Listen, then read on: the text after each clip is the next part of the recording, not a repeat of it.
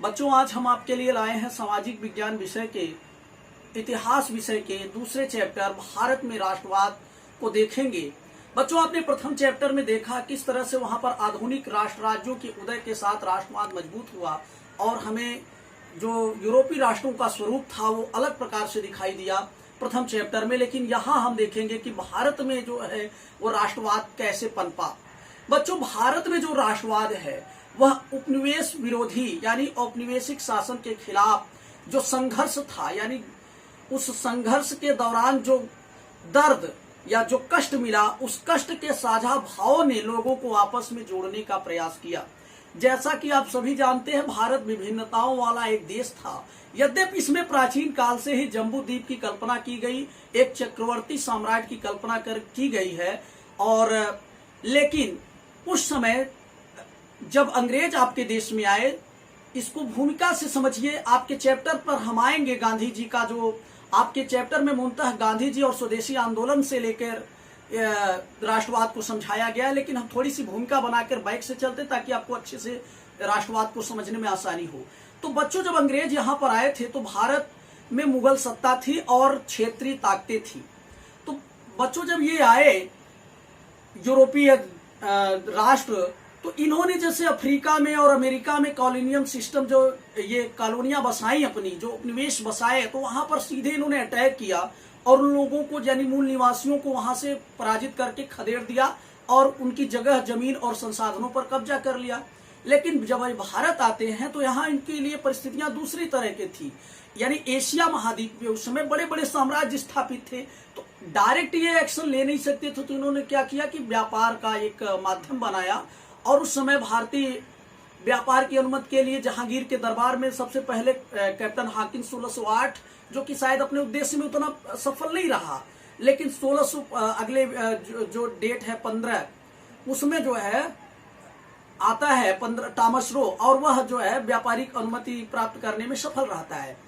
आप देखेंगे बच्चों, शुरुआत में ये यूरोपियों के लिए भारत में एक बड़ा बाजार था और यहाँ से सूती कपड़े और मसालों पर अंग्रेजों का या समस्त यूरोपियों का इंटरेस्ट था। लेकिन भारत के साथ अंग्रेजों का जो व्यापार था वो एक व्यापारिक असंतुलन वाला व्यापार था। बच्चों, इसको इस तरह से समझ सकते हैं क्योंकि उस समय भारत को देने के लिए इनके पास ऐसी कोई वस्तु नहीं थी। यद्यपि वुलन क्लॉथ्स वगैरह में जो है वो यूरोप आगे था, लेकिन भारत में जो वुलन क्लॉथ का कोई व्यापार नहीं था, बल्कि भारत में सूती और इसके मसालों का उत्पादन ज्यादा होता था। तो कहते क्या थे अंग्रेज, संसाधन जो वहां से अफ्रीका से सोने चांदी अमेरिका से मिले, उनसे अदला बदली होती थी यहाँ से के सामानों की। तो अंग्रेजों को लगा, बड़ी चिंता हुई कि हमारे भारत के साथ जो व्यापार है वो बड़ा असंतुलित वाला है। तो ऐसा किया जाए कि यहाँ पर हम यहीं के संसाधनों के द्वारा ही हम जो है यहाँ के सामानों को खरीदे और लाभ कमाएं। और इसी लक्ष्य को पूरा करने के लिए आपने देखा किस तरह से प्लासी के युद्ध में इन्होंने जब 1757 में सफलता अर्जित की जो है, और उसके बाद बक्सर की लड़ाई जब 1764 में जीतते हैं तो ये पूरी तरह से बंगाल में स्थापित हो जाते हैं। पहले ही लड़ाई में इनको बंगाल की दीवानी प्राप्त हो जाती है और सांकेतिक रूप से शासक बनाते हैं मिर्जा जाफर को, और पूरा शासन इनडायरेक्टली इनके हाथ में होता है। ये किसानों से लेके व्यापारियों तक, साहूकारों तक भारतीय कुटीर उद्योगों को नष्ट करने का काम करते हैं और ज्यादा से ज्यादा पूंजी यहाँ से एकत्रित करते हैं, यहीं का सामान यहीं का खरीदते और उसको यूरोप के बाजारों में ले जाकर ज्यादा मुनाफा कमा देते। और इसके बाद इन लोगों ने लगभग, इसके बाद प्लासी की लड़ाई के बाद लगभग 1813 तक विशेष सामाजिक हस्तक्षेप नहीं किया, लेकिन इस दौरान इन्होंने जंगलों में हस्तक्षेप करना शुरू किया, आदिवासियों को डिस्टर्ब किया। आपने देखा कि 1855 में सिंधु और कान्हू जो दो भाई थे, जो आदिवासी थे, करीब 10,000 जो है संथाल विद्रोह में जो आदिवासी 1855 में मारे जाते हैं।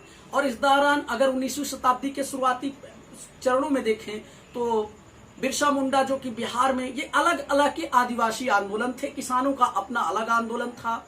लेकिन आप देखेंगे जब 1813 के बाद जब शिक्षा पर जो बजट आता है, यानी 1 लाख का जो प्रावधान था, उसके बाद 1835 में मैकाले की जो शिक्षा नीति आती है, उसके माध्यम से अंग्रेजी शिक्षा का प्रचार और प्रसार बढ़ता है भारत में, और एक नया वर्ग तैयार हो जाता है जो शिक्षित है, बेरोजगार है, जिसको समान अधिकार नहीं मिल रहा है। ऐसे लोग और इसी दौरान आप देखिए 1857 की क्रांति होती है। पहले इस पर ध्यान दीजिए।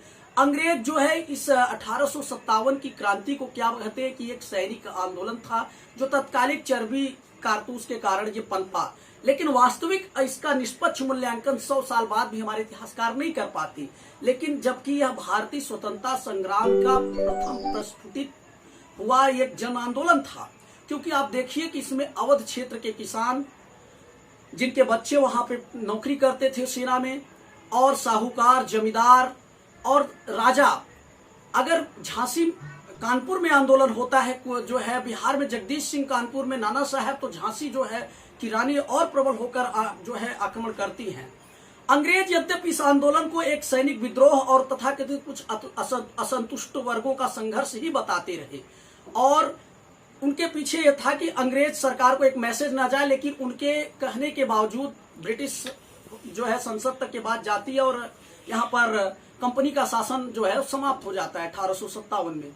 उसके बाद आप देखिए बच्चों की 1857 के उसमें बैलेंस की नजर से आप देखिए जो कांग्रेस के रूप में जो उदारवादी वर्ग था, यानी जो उदारवादी नेता थे वो इसी पढ़े लिखे समाज के लोग थे जो उदारवादी जो राजनीतिक सुधार की बात करते थे।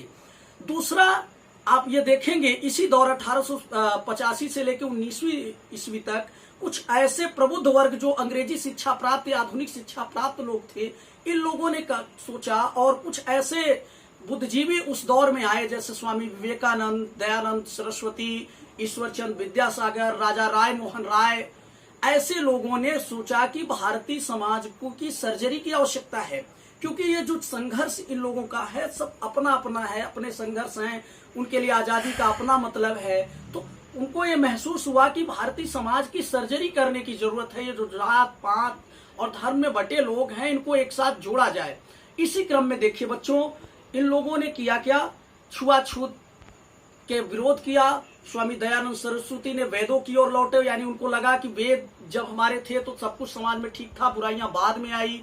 ईश्वरचंद विद्यासागर, राजा राय मोहन राय भारतीय समाज में जो बुराइयां थी, कुरीतियां थी, उनको समाप्त करके समाज की सर्जरी करते हैं ताकि लोग एकजुट हों और आपसी जो समूह यानी आपसी पहचान वाले तत्वों को समझें और एकजुट समाज हो, और सर्जरी की जाती है समाज की।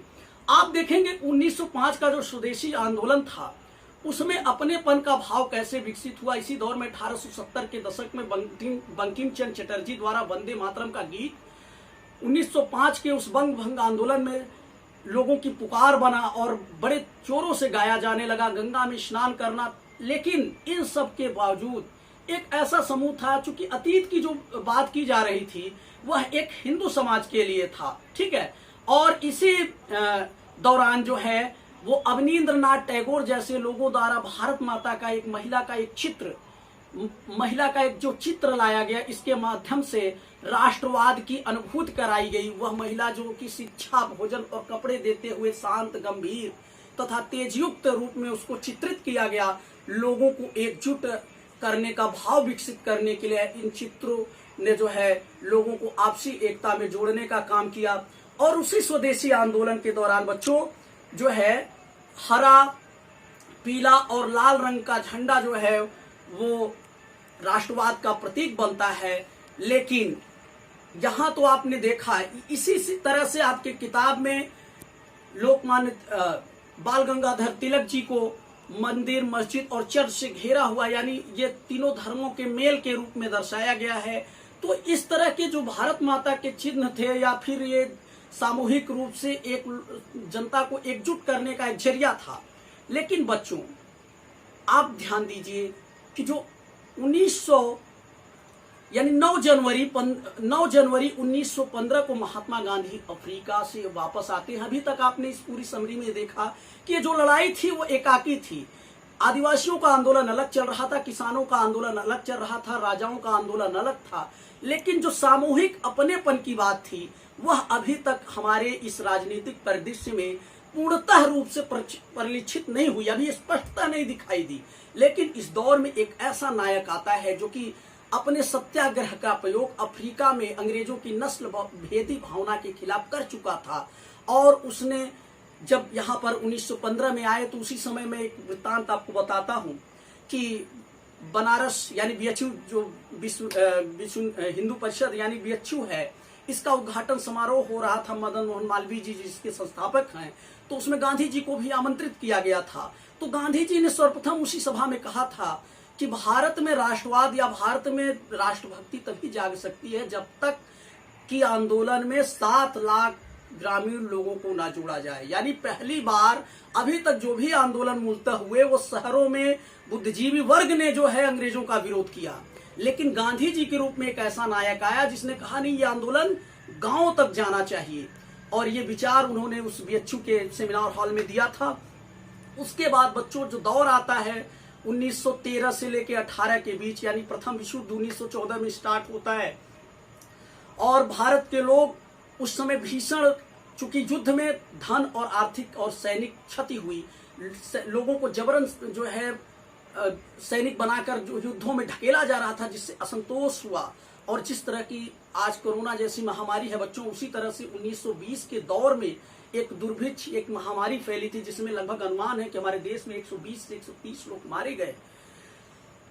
उस निराशा की जो है माहौल में गांधी जी के नेतृत्व में भारत अब एक नए युग की शुरुआत कर रहा था। बच्चों, गांधी जी ने जो सबसे पहला यहाँ पर आपके यहाँ प्रयोग किया था चंपारण सत्याग्रह। बच्चों 1917 में ये बागान मालिकों के खिलाफ किसानों के समर्थन में बिहार में चंपारण नामक स्थान पर गांधी जी का 1917 में ये पहला आंदोलन था, पहला सत्याग्रह का प्रयोग था। बच्चों पहले सत्याग्रह को समझिए, गांधी जी सत्याग्रह को क्या कहते थे। सत्याग्रह का मतलब है सत्य की शक्ति की खोज या सत्याग्रह, सत्य के लिए आग्रह।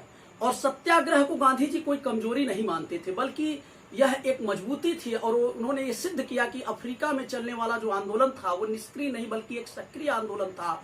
और उनका यह विश्वास था कि भारत में जो अंग्रेजी सत्ता चल रही है वो भारतीयों के सहयोग से स्थापित है और भारतीयों के सहयोग से चल रही है। अगर भारतीय अपना जो है सहयोग वापस ले लेंगे तो अंग्रेजी सत्ता जो है वो तुरंत गिर जाएगी, यानी समाप्त हो जाएगी। इसके लिए उन्होंने लोगों से अपील की कि लोग राजकीय पदवियों को छोड़ें, सरकारी नौकरियों को छोड़ें, छात्र जो है विश्वविद्यालयों का त्याग करें तथा किसान कर देना बंद कर दें तथा बाजारों और मार्केटों में विदेशी वस्तुओं का बहिष्कार हो। इसी को असहयोग आंदोलन, जो कि नागपुर अधिवेशन 1920 में असहयोग आंदोलन की जो है स्वीकृति हुई थी बच्चों, और इसके माध्यम से पिकेटिंग की गई, यानी बाजारों में जो सरकारी थे वहां पर भीड़ ने जुलूस के शक्ल में जो है विरोध किया।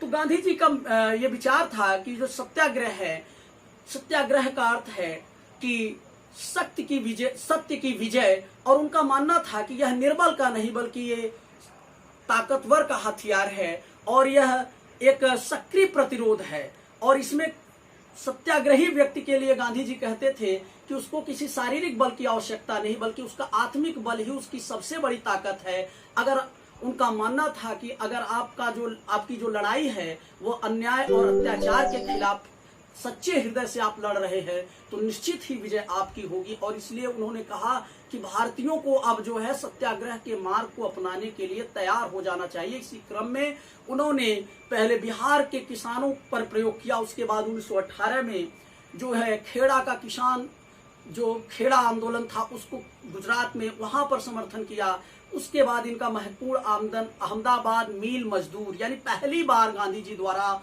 श्रमिकों को भी अपने से जोड़ा गया, यानी श्रमिकों के बोनस और उनके वेतन वृद्धि के लिए जो है 1918 में अहमदाबाद आंदोलन। उसी दौरान बच्चों एक घटना घटती है देश में, 1919 का रॉलेट एक्ट। उसके पहले आपने देखा कि जनरल डायर ने किस तरह से पंजाब के अमृतसर में गोलियां चलवाई थी और उसी रॉलेट एक्ट कानून का विरोध था। रॉलेट एक्ट बच्चों इसको अच्छी तरीके से समझिए।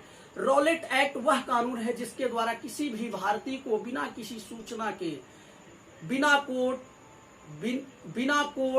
बिना गवाह और बिना जिरह के जो है जेल भेज दिया जाता था 2 साल के लिए। इसको तमाम नेताओं ने, जवाहरलाल नेहरू ने इसको, तमाम नेताओं ने विरोध किया, इसको एक काला कानून कहकर इसका विरोध किया।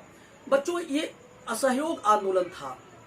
इस प्रकार से आपने ये समझा कि जो भारत में राष्ट्रीय आंदोलन की रूपरेखा तैयार हो रही थी, वो धीरे धीरे समाज के अलग अलग असंतुष्ट वर्गों का, जब आप जो समान एक एक एक सबका प्रतिद्वंदी थे वो अंग्रेज, और उस अंग्रेजों के अत्याचार से किसान परेशान हुआ, नौजवान परेशान हुआ, आदिवासी परेशान हुए, सभी सामूहिक रूप से परेशान हुए। जब सामूहिक रूप से जब जन जागृति आई, वहीं से राष्ट्रवाद प्रस्फुटित हुआ। और महात्मा गांधी जो अभी तक आंदोलन एक अलग अलग धारा में बह रहा था, उसको कांग्रेस संगठन के नीचे एक बड़ा आंदोलन बनाते हैं। और 1920 का जो असहयोग आंदोलन है, उसमें आप बच्चों देखेंगे किस प्रकार से हिंदू मुस्लिम एकता को जोड़ा गया।